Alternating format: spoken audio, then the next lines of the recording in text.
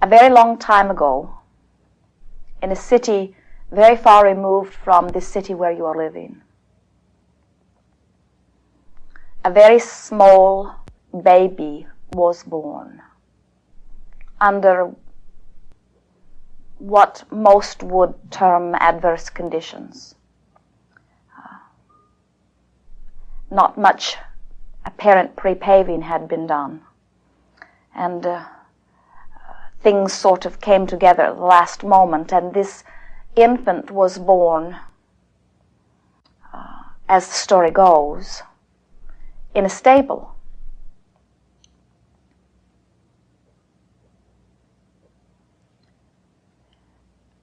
From our perspective, it did not matter the conditions of the birth, the physical surroundings, or even the attitudes of those who surrounded. For from our perspective, we knew that at the time of that emergence, that what was taking place upon the earth was the beginning of a time of enlightenment, because, let us correct that, a continuing of the time of enlightenment, because energy came forth, very powerfully focused energy, in the form of this small baby, with the intent of speaking words in a culture that were unusual, words that were out of the mainstream, words that were of a much bolder nature, words that were so bold, in fact, that it was known by the one who had chosen to come forth to speak it, that the words would most likely be resisted by the majority. Words that were so far beyond what the world that was about to hear them was ready to hear, that they might even feel threatened by them, even to the point of maybe wanting to eradicate the source of these words from the earth.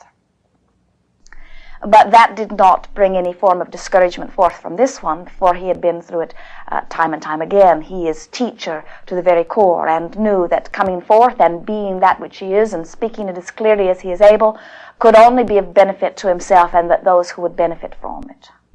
And so he began by expressing there is only one law, and that is law of attraction.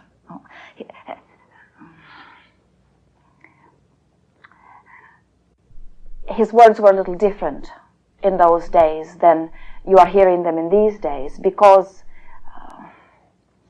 there were different sets of ears and different sets of beliefs that were hearing, you see.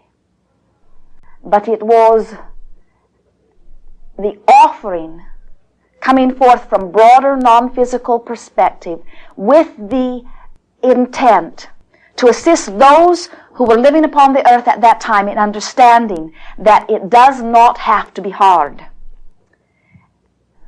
that there is that which is brighter, that is available to all. That story has been told and has been as powerfully offered on many occasions, not just through the little one that grew into the man that was revered as Jesus Christ. It is an ongoing offering from those of non-physical who are understanding from broader perspective the reason for physical experience. The story has taken on many different sounds and has been told in many different ways because there are many different ears that are hearing it.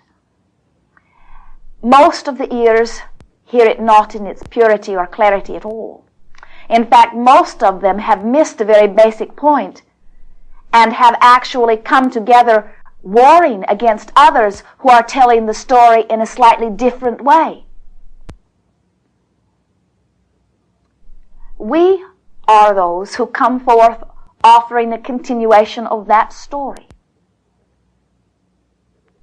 with all of the same reasons that it was originally offered by, not originally, but as it was authored by the one that you know as Jesus Christ.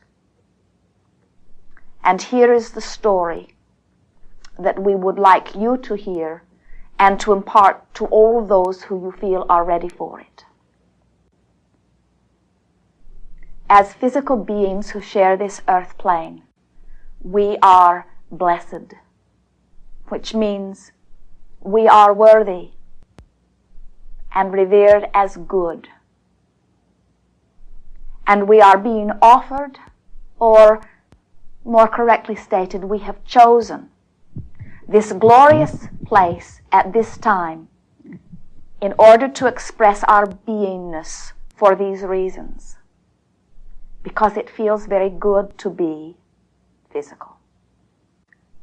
And because we can see things more clearly through physical eyes. And because there are others who are here who are seeking the clarity of our vision. We are here upon this earth in this time because it is our wanting to be. We are not being tested. We are not here to prove. We are here to be. And it is our desire to be joyful.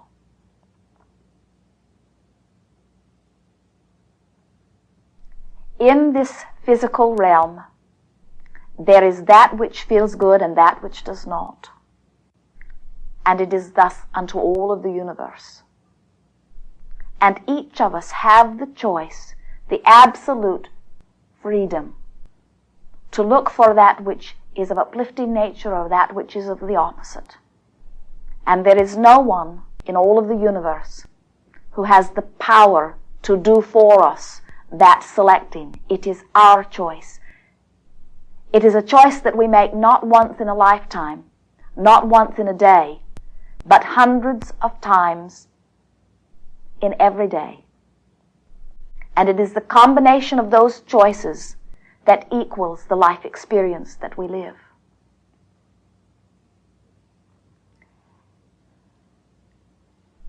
As we experience together, we are more than that which any of us could experience individually. And that's why we've chosen this glorious time of interacting together. This time that surrounds the celebration of the birth of one who understood all of these things way before the world was ready for it,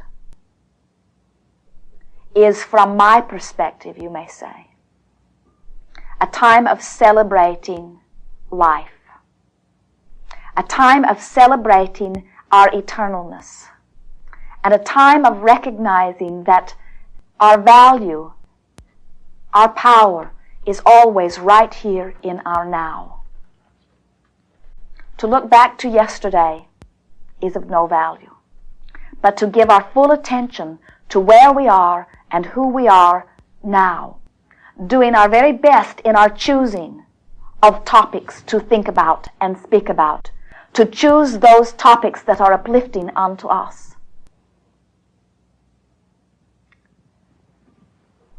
For as the one that you know as Jesus Christ said, the kingdom of heaven, or that place of pure, positive ecstasy, exists within. It is not outside, it is not someplace else. It comes forth from within as we look for that which we are wanting to see. The world does not have to understand or believe or live these things in order for it to be our experience. But if we do not allow it to be our experience, then they have not an example to stimulate their wanting or their believing, you see. Now, our story lacks a little luster, doesn't it? There's something about tragedy and trauma and pain and suffering that gets attention. And so let's see if we can't beef it up a little bit here.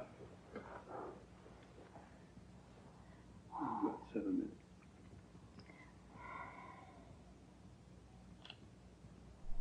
There are two motivators that motivate all of us, you may say to them.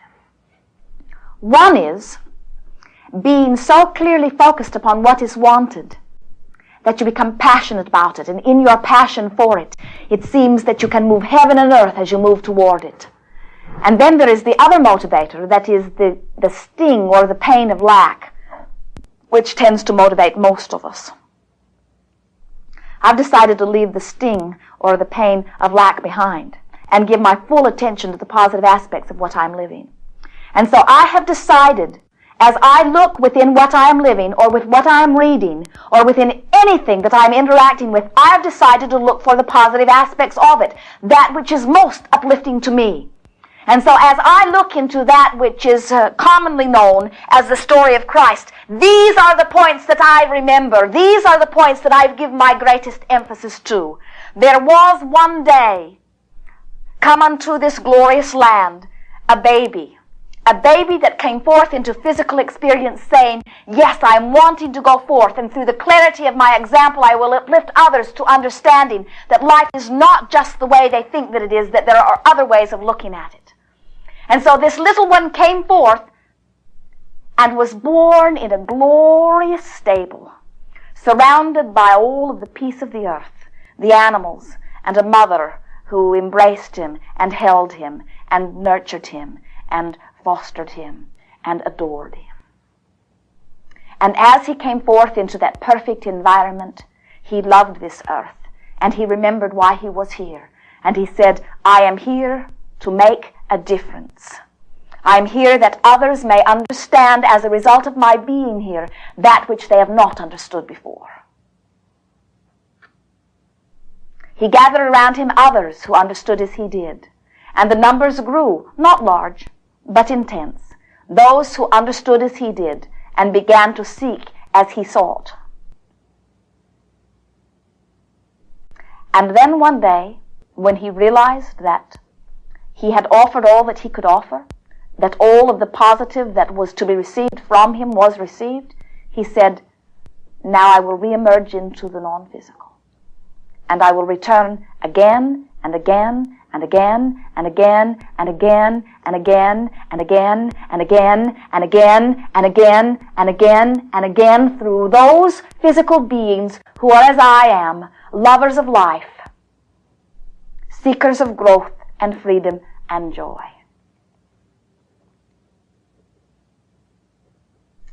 And so, as we celebrate this glorious time of year, let us celebrate not this baby,